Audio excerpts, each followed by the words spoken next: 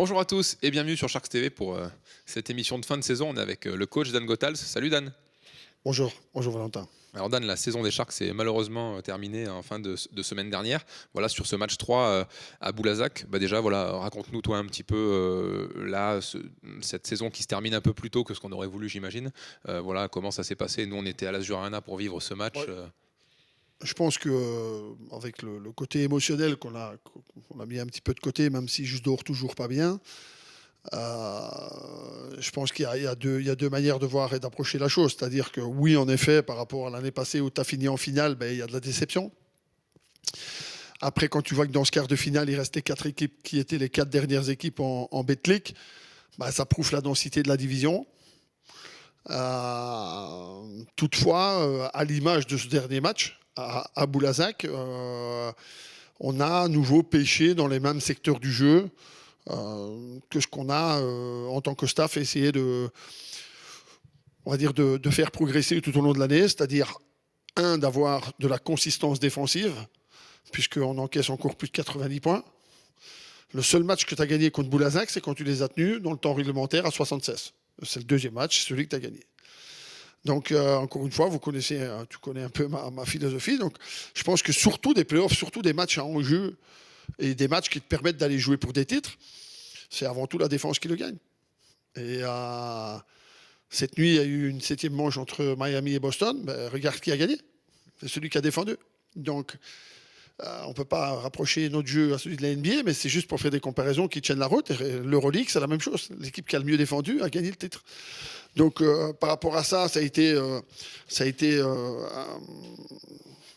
une bagarre toute l'année pour qu'on ait de la consistance défensive, avec des cartons parfois à moins de 15 points pour l'adversaire et parfois des cartons à plus de 30 points pour l'adversaire, avec la même équipe, les mêmes joueurs, le même concept.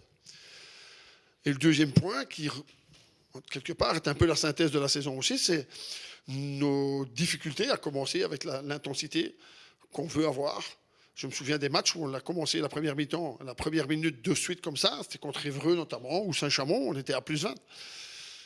Là, ici, on commence de nouveau 5 minutes en dilettante, où on est permissif, et on se retrouve mené 17-7.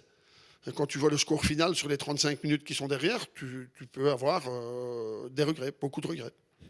Justement, donc ces aspects-là dont tu nous parles, j'imagine ça va être des secteurs du coup là sur lesquels toi avec le staff vous allez travailler là sur cette intersaison pour faire progresser du coup l'équipe justement.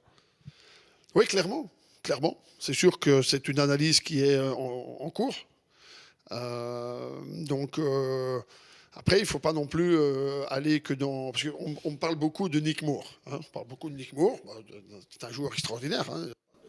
Discussion, mais là, aujourd'hui, Nick Moore n'a pas fait gagner un championnat ni une coupe à Boulazac. Donc, marquer 30 points, il faut le faire. C'est costaud. J'aime beaucoup Nick Moore. Et moi, si demain il pouvait jouer pour nous, on le prendrait. Mais ce que je veux dire par là, c'est que l'équilibre d'une équipe, elle vient pour moi plus dans ma conception de plusieurs joueurs.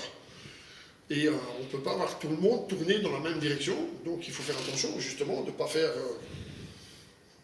outre offensivement, outre défensivement. Donc on va essayer de trouver de nouveau un équilibre et ce qu'il faut pour que l'équipe devienne encore meilleure. On a quand même participé pour la 2e année consécutive aux playoffs et on termine avec 20 victoires dans un championnat quand même qu'on a vu extrêmement costaud. Donc, vous avez Saint-Quentin qui monte, qui est quand même pas une équipe de pro à la base, ou de Betclic Elite. Et j'ai parlé du dernier quatuor. Il n'y en a qu'un qui va monter. C'est-à-dire que tu as encore 3 équipes de Betclic des 2 dernières années qui vont se retrouver en premier. Donc ça prouve la densité de ce championnat, la complexité de ce championnat.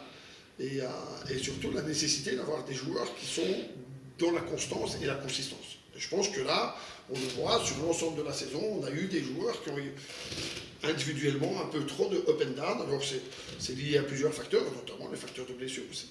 Bien sûr.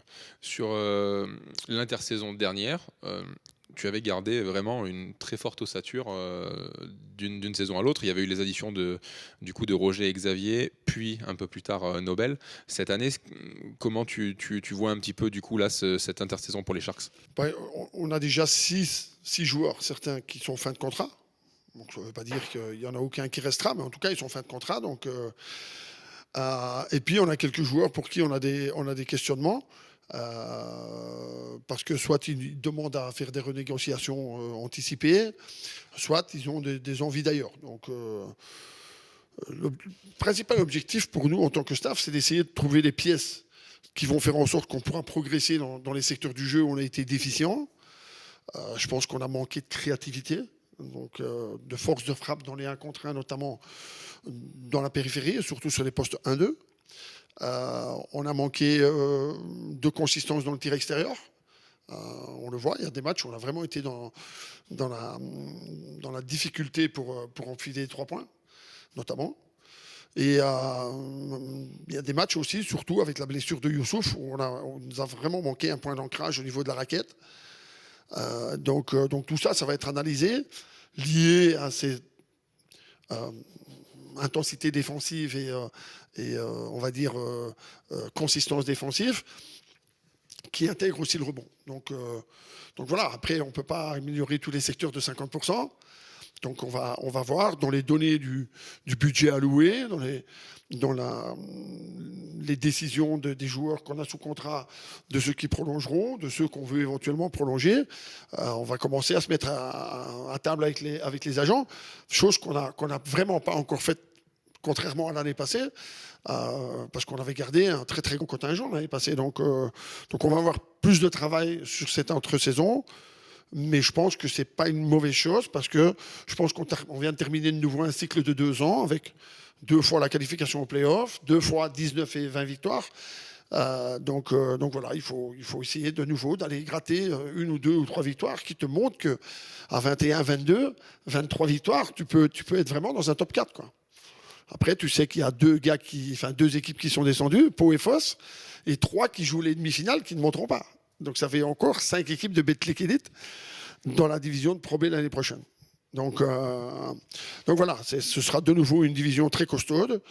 Et l'objectif pour tout le monde, et pour moi comme coach, et pour nous comme staff et recruteurs, et comme club, ce sera de faire mieux que cette année-ci. Bon, tu viendras nous voir quand tu auras quelques noms à nous donner. On te réinvitera avec plaisir. Ah oui, bien sûr, mais là, pour l'instant, je n'en ai pas. Merci beaucoup, Dan, en tout cas. On va te laisser travailler avec tout le staff et donc on vous tiendra informé du coup des infos dès qu'on en aura, quand on vous parlera un petit peu des départs et des arrivées. Merci, Dan. Subséquemment, tu nous Merci beaucoup et bonne journée sur React TV.